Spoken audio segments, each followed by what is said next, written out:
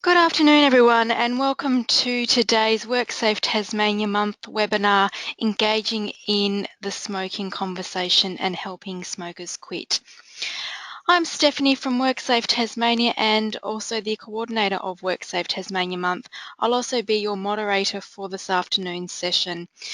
Before we do commence the webinar, I'd appreciate you taking a few moments to read over the following slide, which gives information about the webinars delivered during WorkSafe Month.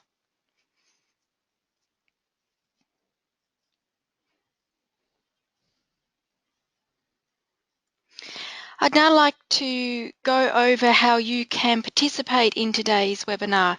So we've taken a screenshot of an example of the attendee interface. You should see something that looks like this. You should see something that looks like this on your computer screen in the upper right-hand corner. You're listening in using your computer's speaker system by default. If you'd prefer to join over the phone, just select telephone in the audio pane, and the information to dial in will be displayed. You will have the opportunity to submit questions to today's presenter in the question pane. Please do submit your questions at any time during the presentation. We'll collect these and address them throughout the webinar. We're also recording the webinars during WorkSafe Tasmania Month, and we'll make those webinars available on the WorkSafe Tasmania Month website after WorkSafe Month finishes. Lastly, once you do leave today's webinar, you will receive a survey on the presentation, and we'd appreciate you taking a few moments to provide us with your feedback about your webinar experience and also about the presentation that you're about to hear. So it's my pleasure now to hand you over from Health and Wellbeing Training Consultants, Stavroula Sanders, to present this afternoon's webinar, Engaging in the Smoking Conversation and Helping Smokers Quit. Welcome, Stav. Thank you, Stephanie, so much, and welcome to all the participants today on this interesting and very important webinar. I'm very excited to be sharing my smoking cessation knowledge and experience with you all today. Just to give you some background, I have a background in psychology and counselling, and I worked for Quit Victoria, the Cancer Council of Victoria, for 20 years in tobacco control, and I worked in a range of roles, including quitline counsellor, but also as an educator running quit seminars and groups in the workplace and community setting. And more recently, I trained health and community professionals to support their work in encouraging their smoking clients to quit. And that's what I'm going to be covering today, how you can engage in the smoking conversation with your staff or clients and how you can support them along the quitting journey. I've trained a range of health professionals from different settings as well as community professionals, including midwifery, mental health professionals, chiropractors, Aboriginal health workers, and so on. I now run my own training and education business, which focuses on a range of health and wellbeing topics, including quitting smoking, which I'm very, very passionate about. So in today's webinar, what I will be covering, we'll be starting off by highlighting the important role that you play in tobacco control. We'll be looking at addiction and how we can better understand smoking behaviour and the stages of behaviour change so we can then better engage our smoking clients or staff.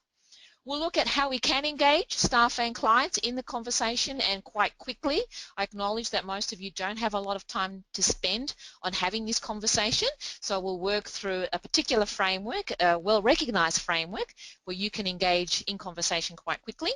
And then we'll finish off by looking at the various quitting medications, including electronic cigarettes, and where you can go to for further information support for yourself, but also for your clients if they're wanting some additional information. But before we begin, I'd like to get to know you a little better. So if you could please type in the chat box to your right your role and your interest in attending today's webinar. So for example, you might be a staff member who's coming along to support staff or colleagues, or possibly a loved one at home. You might be a manager on how to support your staff, your colleagues, or you might be a particular health or community professional. I'd really like to know where you've come from today, and I'll tailor the information as I'm presenting to you.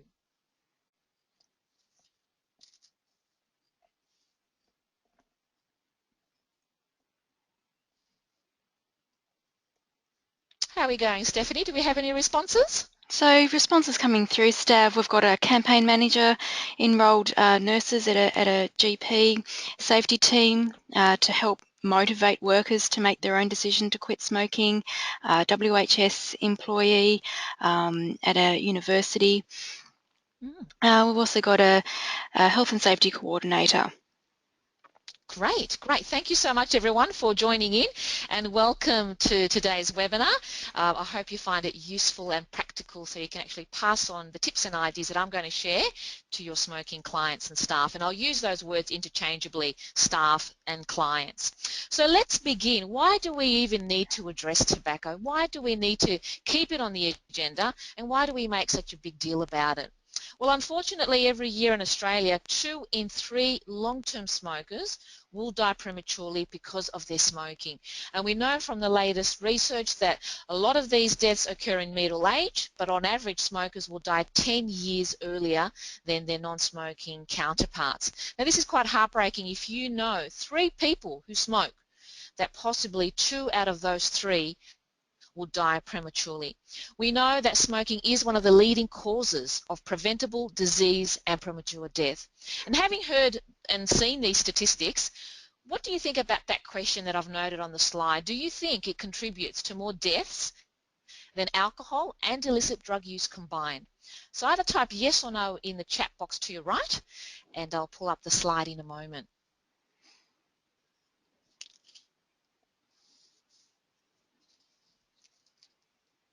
How are we going, Stephanie? So Any yeses or nos? Yeah, no, it certainly looks like a definite yes, and one response has come in saying no. Okay, great. Well, thanks everyone. Well, surprisingly or not, depending on how you've answered, we know that this does actually, tobacco is the biggest killer in Australia. So even when you do combine alcohol and illicit drugs, as you can see there, every year in Australia, over 15,500 people will die from a smoking-caused disease. It does contribute to more drug-related hospitalizations than alcohol and illicit drug use combined. So what can we do? Well, let's firstly start by acknowledging the important role that you play as the health worker, as a community worker, as a staff member. We know that health and community professionals are highly respected, they're very knowledgeable, they are a reliable source of advice and support, and clients are receptive to receiving health messages, and in particular about how smoking affects their health. And this is very much part of our professional duty of care to clients and staff to inform them and support them along their quitting journey.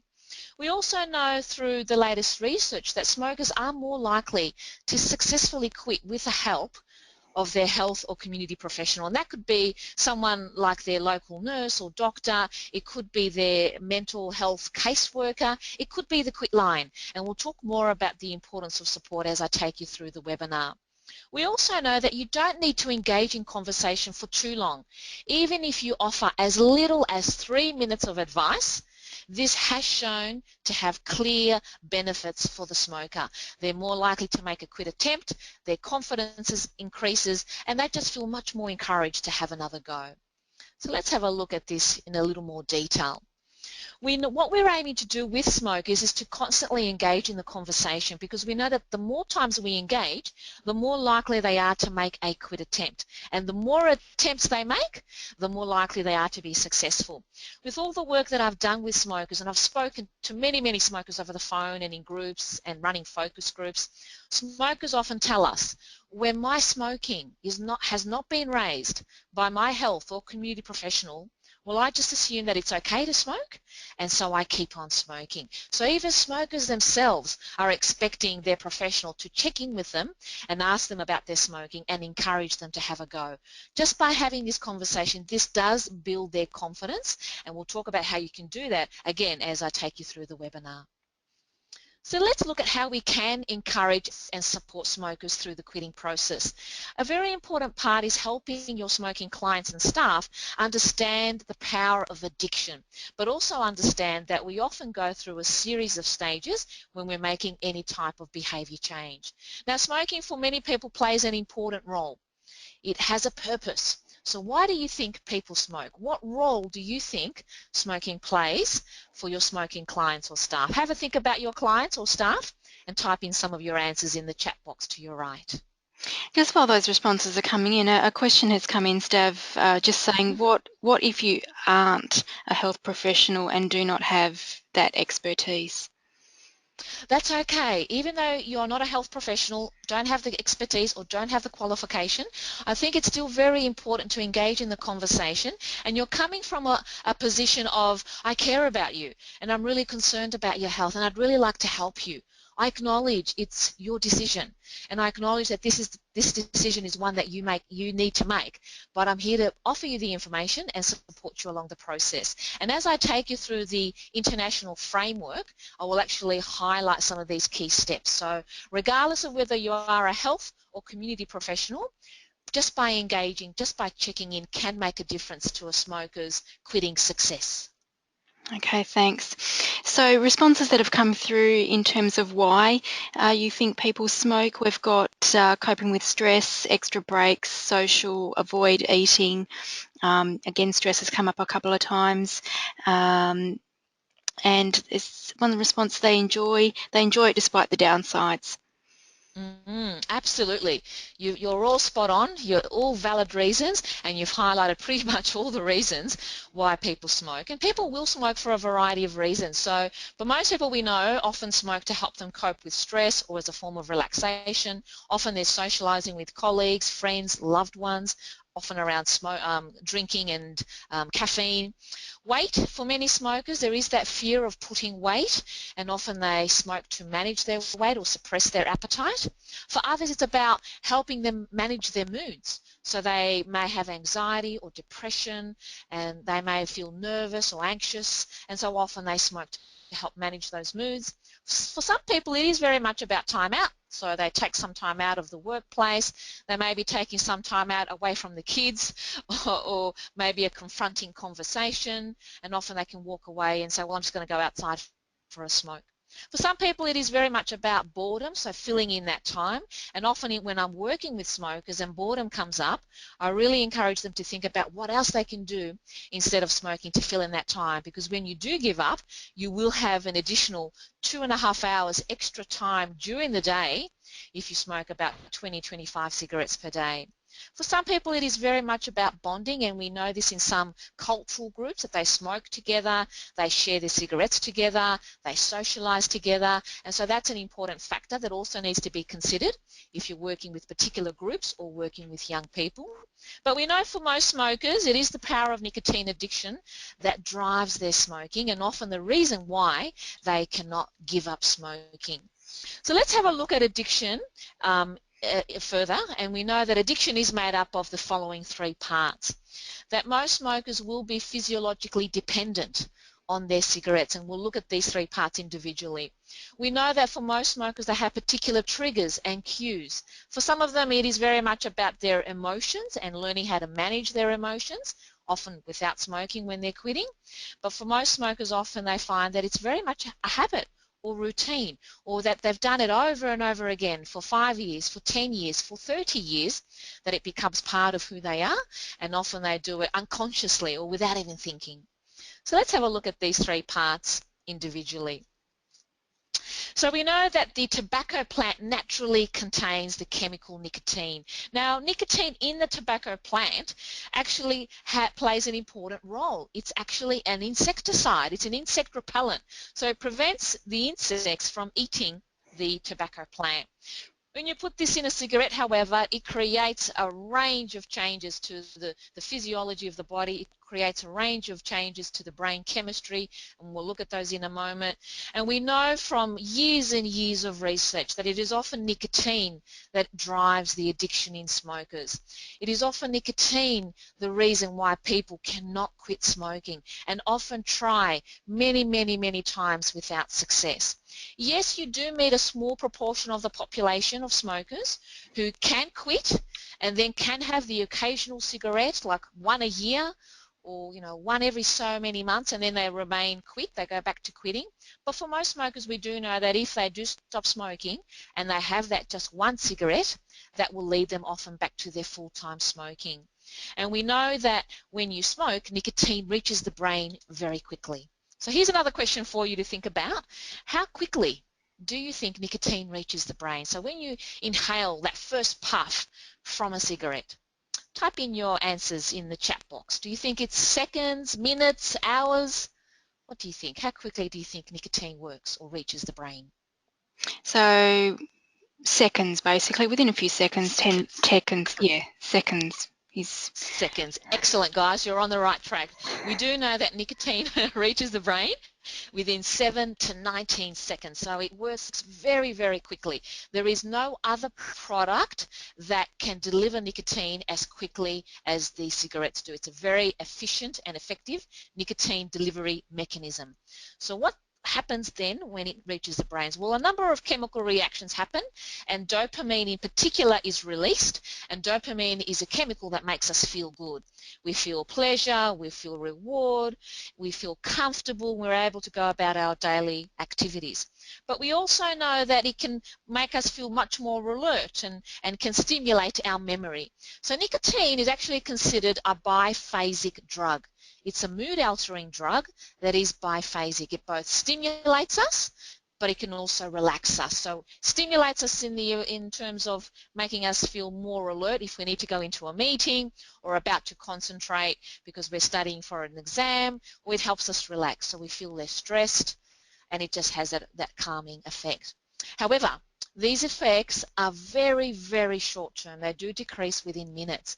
Now, for a lot of your smoking clients, they might say to you, well, I feel these effects much longer than a few minutes. And this is because of these emotional and habitual triggers that I'm going to discuss in a moment. So physiologically, we know that these effects, both the stimulation and the relaxation, decrease within minutes. Because in fact, what we do know is that when you smoke, you actually put stress physiologically on your body. Your heart rate increases, your blood pressure increases, some of your muscles tense up, and overall your body's now working in overdrive. So yes, you may be feeling quite relaxed and calm and content, but physiologically the body is working in overdrive. So let's come back to practicalities. You're working with a staff member, you're having a chat with your client about their smoking, and you want to assess if they're nicotine dependent. I think it's really important that you ask them these key questions.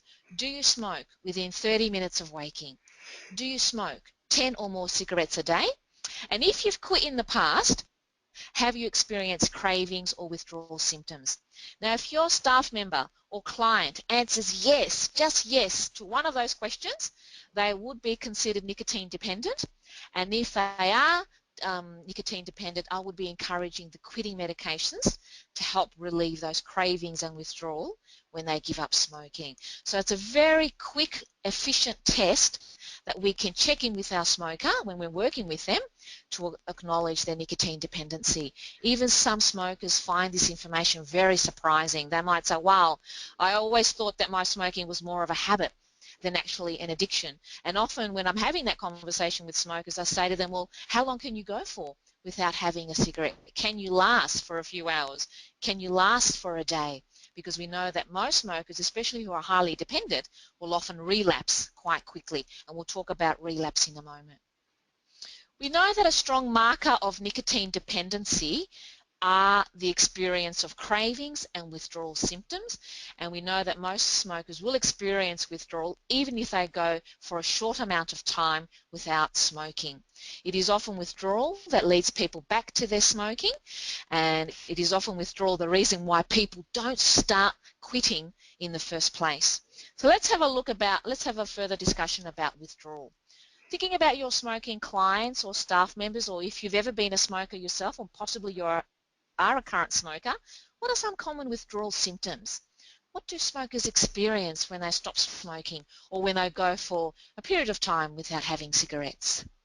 Type them in the question chat box, please.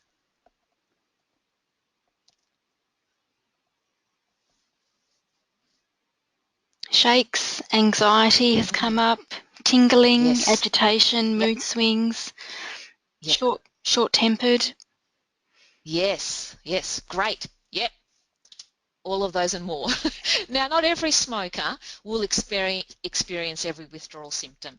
As each person is an individual, and their smoking is, individual, whether they've smoked for 5 years or 30 years, or whether they smoke 5 a day or 50 a day, the symptoms will vary from individual to individual, but you're very much spot on. For most smokers, they will experience this restlessness or agitation or anxiety, this sense of loss, having lost their best friend. For some people, they're not able to sleep, or they can't get out of bed. They feel quite fatigued and tired. For others, they have these tingling sensations in their hands and feet, which is a good sign that their body is healing and recovering. For others, they cough. They may cough up black phlegm. This is a good sign that your body is cleaning. Others have flu-like symptoms, and often your smoking staff member or client might say to you, well, I was better as a smoker. I never coughed. I never had flu-like symptoms. I never felt restless. I didn't experience anxiety to such a degree. What's the point of giving up when I'm experiencing such painful symptoms? I think I'll just go back to smoking. What is really important is that we have this conversation with smokers, that we inform them that yes, you will experience these symptoms, but this is a good sign that your body is healing, your body is recovering and is learning to live life without nicotine. So I like to refer to these symptoms as recovery symptoms.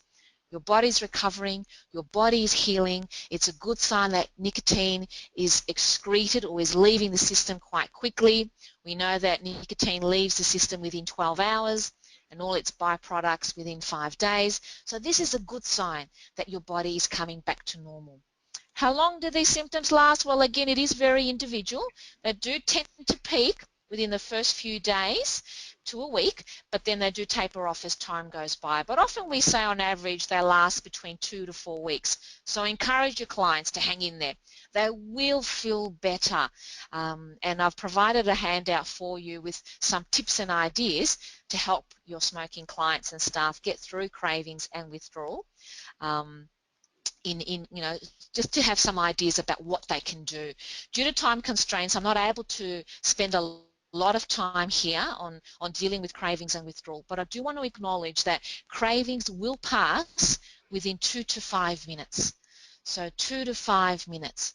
If your client is saying, rubbish, my craving is lasting longer than that, this is very much psychological. This is very much an emotional trigger and possibly a very strong habitual trigger.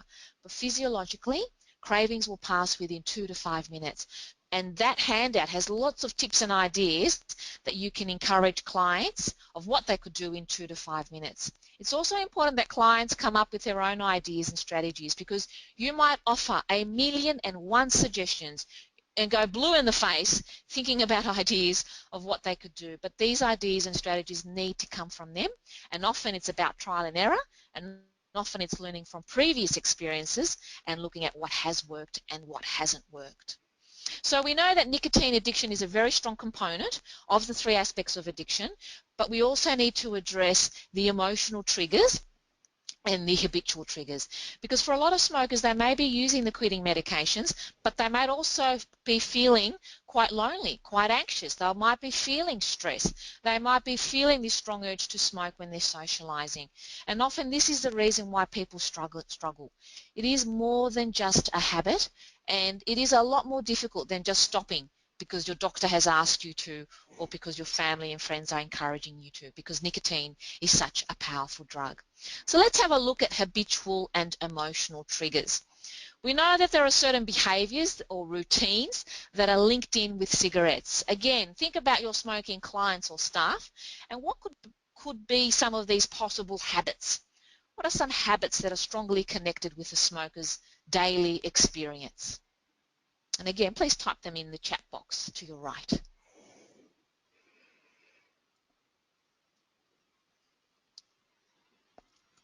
So some of the responses coming through, break routines, coffee after meals, drinking coffee, break, socializing, coffee, Great. stress.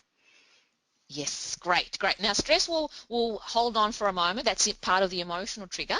But everything else that you guys have just noted is very, very true. So not only during coffee time or socializing when drinking with mates, but also often after a meal.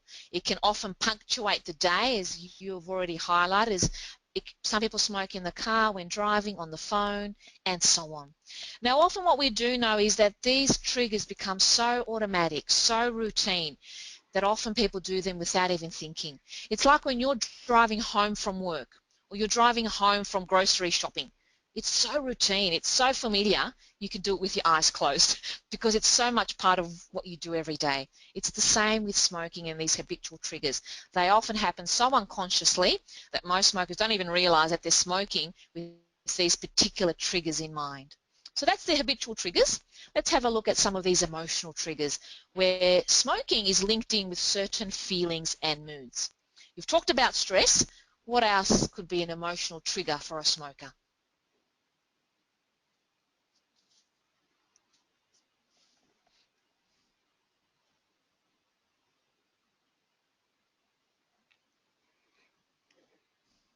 How are we going, Stephanie? Any responses? So responses that are coming through include traumatic event, happy event, anxiety. Yes.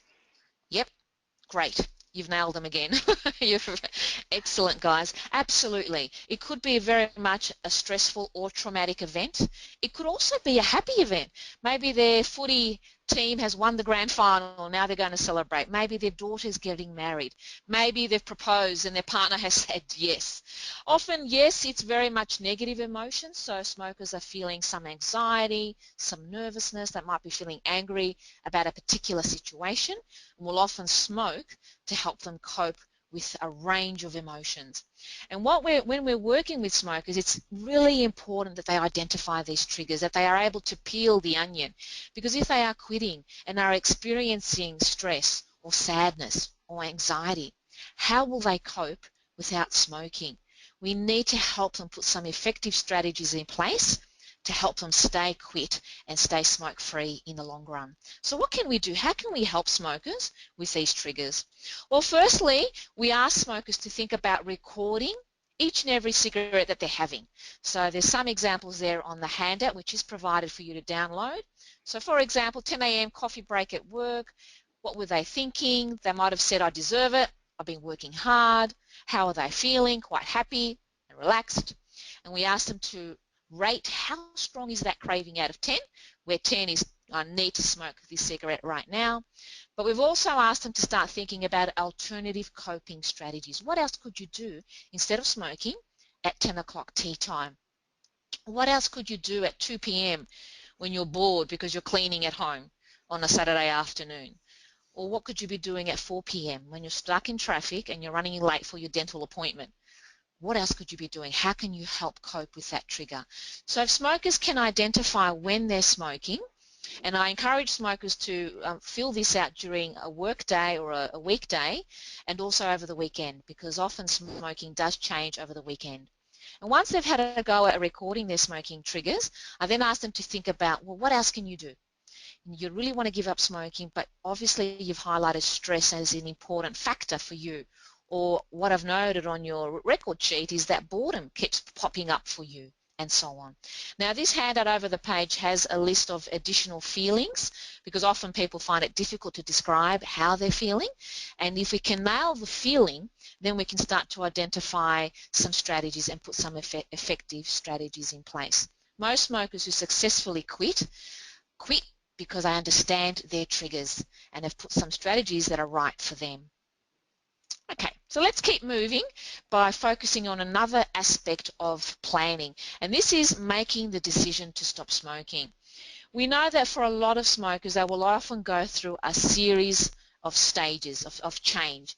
And this stages of change model was developed by two psychologists, Francesca and DiClemente, who worked with many hundreds and hundreds of patients who had a range of addictions, not just smoking, a range of addictions. And what they found was that people typically cycle through a series of stages. So your smoking clients may be at any of these stages. They may be here in this pre-contemplation phase, and they may be saying, I'm not interested in quitting. I don't want to talk about it. And we'll talk about how you can work with someone like that in a moment. They may be thinking about quitting. They may be saying to you, yes, you know, I think it's time, or I've been thinking about it for a while, or I've noticed that it's affecting my fitness and I'm not as fit as I used to be. so they start thinking about quitting. We know that most smokers are in this stage. They're thinking about it, and they can be thinking about it, unfortunately, for a very long time. And I often call these smokers chronic contemplators because they're thinking about quitting for years. It's important that when we're working with smokers that we encourage them to start planning. We encourage them gently to move from contemplation into preparation, and we start putting some plans in place. And that might be thinking about what else they could do instead of smoking. It might be speaking to their doctor about the patches, because now they're available in the pharmaceutical benefit scheme and they're a lot cheaper. We then encourage them to have a go for a day, a few hours. How long can they go for without smoking? And if they can maintain for more than 6 months, they will often come off this cycle. But we know from research and from experience that most smokers will relapse, that they will try time and time again. And we'll talk about relapse in a moment. So having a look at the stages of change model, think about your clients and where they're at. Think about whether the majority of them are here or here. If they are here, there might be some ambivalence there or denial, and we'll talk about how you can work with this type of person in a moment. But they may be here. And if they are here, what might happen is they, instead of moving from relapse to planning, they may move from relapse to no longer thinking about quitting. So we really want to engage in the conversation at this stage of change. How many attempts do you think it takes on average for a person to finally quit smoking? Just have a think about that and put your answers in the chat box. Do you think it takes a few attempts on average or a lot longer than that? What's your experience working with smokers or thinking about loved ones who have quit time and time again? So, How long do you think it takes? so responses coming through, Stav, include Yeah. three to 6, up to 10. Yep. Great. Good. Well, initially, yes. We said between 3 to 7 attempts. More recent research was suggesting 14 attempts.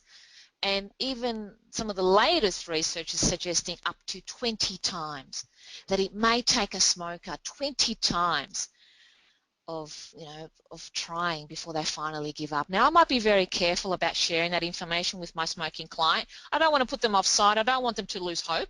What I do want them to think about is that it is a normal part of the quitting process to relapse, and if they do, to not be so hard on themselves. So I want smokers to think about why are they relapsing, because often what happens is that they use a slip-up as a reason to return to full-time smoking. And this means they've quit for a period of time, and then something happens or someone offers them a cigarette or two, and they have a few puffs, they smoke the one or two. Some smokers will say, oh my gosh, no, I don't want to do this, and they go back to quitting. But for most smokers, what happens is they will have a slip up and then they return to full-time smoking. What we really want to encourage smokers is to not use a slip up as the reason to go back, and to think about not having failed. They are not a failure. They are not hopeless. They are not useless. This is a strong addiction with entrenched habitual and emotional triggers. So we want smokers to think about this as a learning opportunity, to think about why they've slipped up or relapsed, and think about what else they could do instead. Review their reasons. It's really important to help them, motivate them to stay on track. It's also important to check in with them with regards to high-risk situations. And a high-risk situation could be a death in the family. It could be a stressful event at work where you've gone into damage control, or it could possibly be having a car accident. Or maybe it's Christmas Day when you're getting together with all the rellos who all smoke and you haven't seen in years. So just have a conversation about what high risk means for them. The important part of quitting, as I've mentioned, is making the decision, but most smokers will experience some inner conflict between wanting to smoke and wanting to quit. This can be quite painful and can often lead to smokers feeling angry, in denial and resistant. And often this resistance is projected towards you, the helper. So don't take this personally if you're finding that smokers are projecting some resistance. What smokers are often experiencing is this devil and angel conversation. I must quit. It's affecting my health. It's expensive. But then on the downside, oh, come on, it helps me relax. I'll just have one. It's really not that bad. I've got good genes. And so they're trying to find those reasons to keep on smoking. And this is where this internal conflict happens. It's too hard. I don't want to discuss it. Leave me alone. A good way of overcoming this ambivalence is working with your clients and asking them about their reasons for smoking and their reasons for quitting. And I've just quickly jotted down some of their reasons for smoking, which you've already highlighted in our previous answered previous questions, and also thinking about their reasons for quitting. And it could be health, it could be dollars, it could be they want clean teeth. But sometimes health and dollars isn't enough, and we need to really focus on what more about health will motivate them to stop smoking. We need to be as specific as possible. And they might say, well, I want to get my fitness back. I want to be able to run. I want to be able to no longer cough and sound like an old woman or old man. Whatever the reason is for them, it's important that we really encourage and focus on that. For some people, it's not about health. It is very much about money. So if it is about money, ask them to think about what they could spend their money on. In the short term, it could be a CD or some apps, phone apps. In the long term, yes, it could be a holiday or an overseas trip, or possibly going to see someone in concert or in theatre. And again, this handout is available, and I encourage you to work with your clients if you have the time, exploring their reasons for smoking and their reasons for quitting. And if you don't have time, ask them to go away and reflect on what's important for them. And this may help with this ambivalence and may help to motivate them to take the next step. Okay. So we've looked at understanding smoking behaviour, we've looked at understanding addiction and the stages of change and this internal conflict. So let's now quickly look at how we can engage in the smoking conversation. Now this is what might typically happen in practice. This is what you might be thinking when you're working with your smoking staff member or client. I've told him before, he probably doesn't want to hear it again. I don't want to upset him. I should say something, but I just don't have the time. I'm not sure about these smoking cessation treatments. Do the patches even work? It's down to willpower. There's nothing I can do. And gosh, this is awkward. I really don't know what to say to him. So you're struggling to actually engage in conversation. We'll talk about the framework, which will help you overcome all these barriers which most professionals face. So this is what you might be thinking, but what about your client? What are they thinking? They might be thinking, oh gosh, I hope everything's okay. I wonder if she's going to ask me about my smoking. I'm sure she will, but what will I say? She'll probably tell me to just quit. If only it was that easy. If she doesn't ask, does she even care? And absolutely, you do care. You're in the helping profession. You want to engage with your client. You want to support them along their quitting journey. So let's have a look at how you can make a difference through the 5 A's framework. Now this is an international model that has been developed all across the globe, is used by a range of professionals to support their clients through the quitting process. The good thing about this model is that it is considered brief intervention, which means that you can work through the 5 A's quite quickly within 3 to 5 minutes. There are now a number of options available. The A's have been tailored to suit particular settings. So for example, the 3 A's are used by the National Health Service in the UK, but also Quit Victoria. ABC is a New Zealand model, and ABCD was trialled in Victoria as part of a hospital and dental project. But it really depends on you and your setting. So I'll take you through each of the A's very quickly, and then you can tailor it according to your setting. The first question is an obvious one. We ask all our clients about our smoking, and you might do this as a part of a questionnaire. You might just specifically ask them, how are you going with your smoking? Are you, how much are you smoking? How long have you been smoking? And so on. So all we're aiming to do here is gather as much data so we can provide the most appropriate response. So we ask all smokers about their smoking. Asking shows that we care, and as I've highlighted, the more you engaged, the more likely they are to make attempts. If they're not ready to change, don't be discouraged. Just keep engaging in the conversation, as it may help future change. So we keep tobacco on the agenda, and we all constantly check in, acknowledging our duty of care, but also acknowledging that we care about this person and we want to support them and help them when they're ready. So the first A is to ask. The second A is to assess their readiness. So how do they feel about their smoking? Do they want to quit right now? We also assess their nicotine dependency, whether they smoke first thing in the morning or how many they smoke per day and so on. So we're assessing their stages of change so we can provide appropriate information. But having just said that, you don't necessarily need to assess readiness.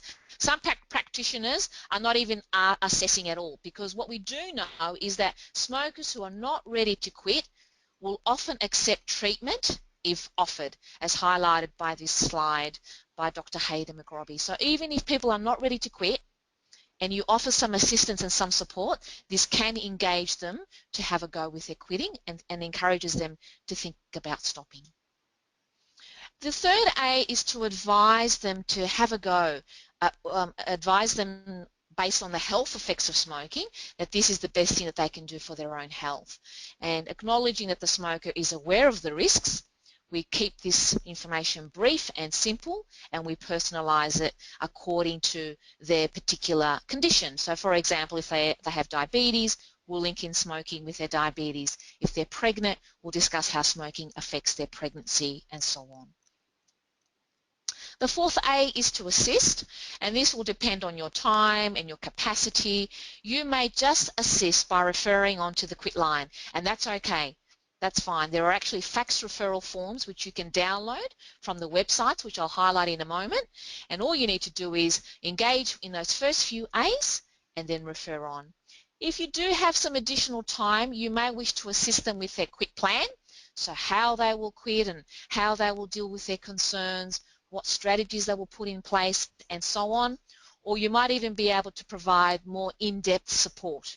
And this link I have available in the website's handout, which provides you with further detail on what you could do or how you could tailor your information according to your client's stage of change. So again, due to time constraints, I'm not going to spend a lot of time here.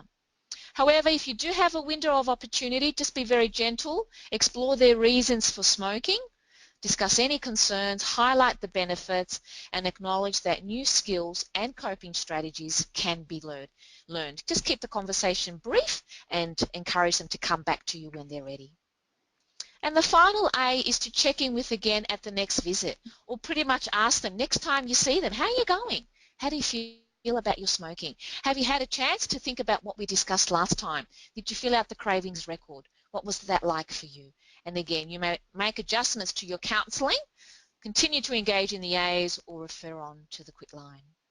So the 5 A's are to ask, assess, advise, assist, and the final A is to ask again.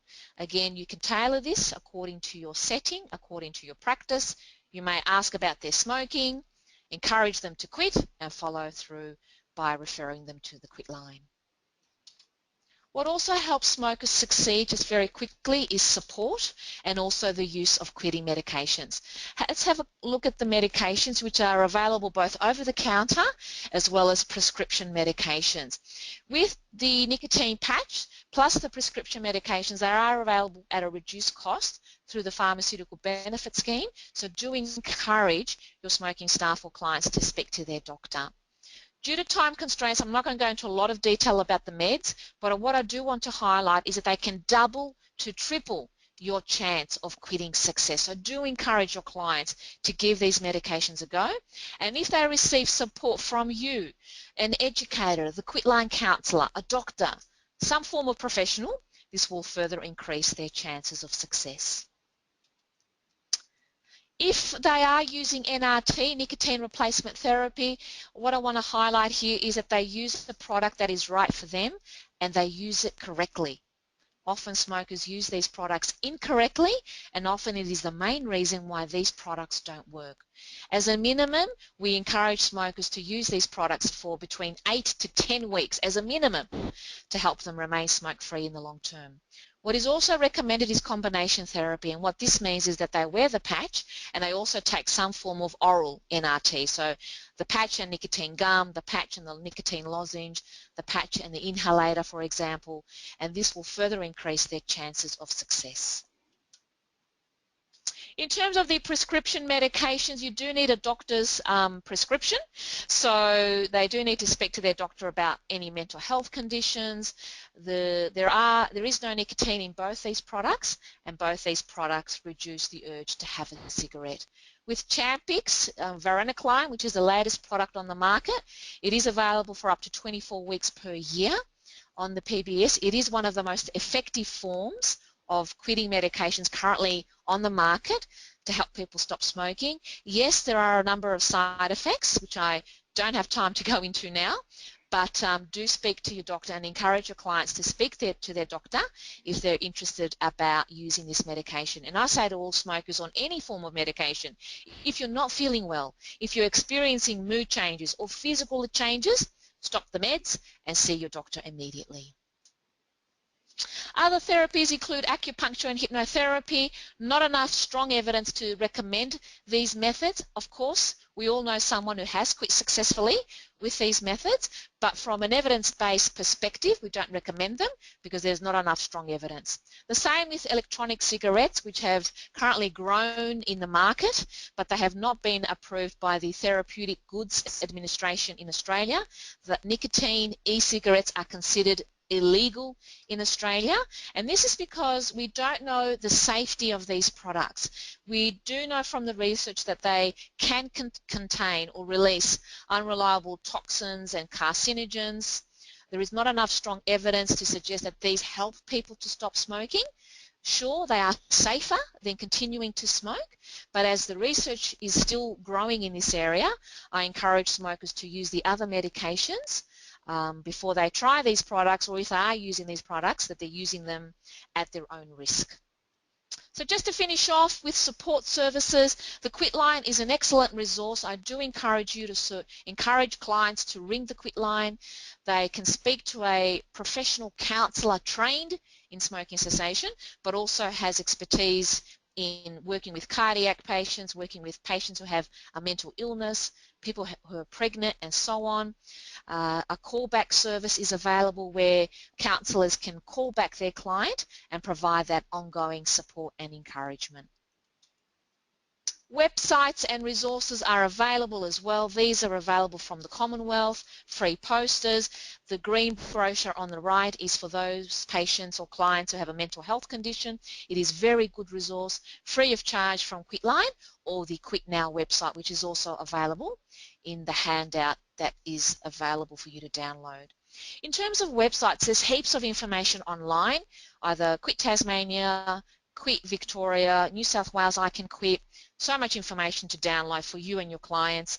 The Quit Coach is an interactive website where smokers can answer a series of questions, and then tailored information is emailed to them according to their stage of change. It's very relevant and appropriate. And the Quit Now is the Commonwealth website, which provides a number of free apps to support smokers along their quitting journey. They share motivational messages, they highlight how much money you're saving, they highlight how many cigarettes you've not smoked and how your health is improving.